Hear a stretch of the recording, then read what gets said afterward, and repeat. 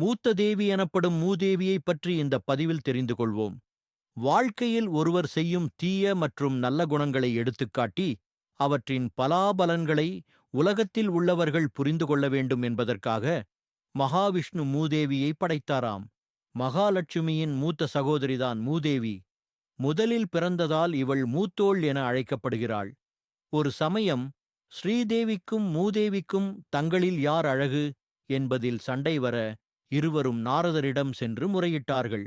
நாரதருக்கு என்ன பதில் சொல்வதென்று தெரியாமல் மகாலட்சுமிதான் அழகு என்று கூறினால், மூத்த தேவிக்கு கோபம் வந்து தனது வீட்டிலேயே வந்து தங்கிவிடுவாளோ, அல்லது மூத்த தேவிதான் அழகு என்று கூறினால் மகாலட்சுமி கோபித்துக் கொண்டு வீட்டை விட்டு சென்று விடுவாளோ என்று யோசித்து இரு சகோதரிகளையும் முன்னும் பின்னும் நடந்து காட்டச் சொன்னார்.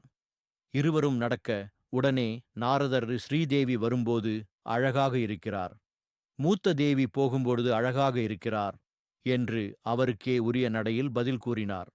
அதனால்தான் மூதேவி வீட்டை விட்டு வெளியேறுவதே நன்மை என்று பலரும் இதற்கு தவறான அர்த்தம் புரிந்து கொண்டுள்ளார்கள்.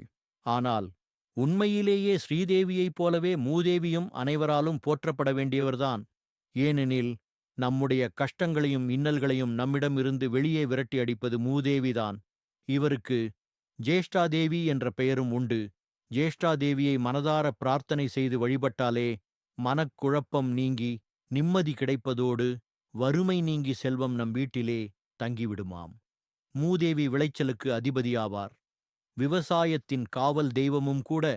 இதனால் மூதேவிக்கென்றே சில கோயில்களும் உண்டு. தமிழகத்தில் உள்ள காஞ்சி கைலாசநாதர் கோயிலில் ஜேஷ்டா தேவிக்கென்று தனிச்சன்னதி உள்ளது.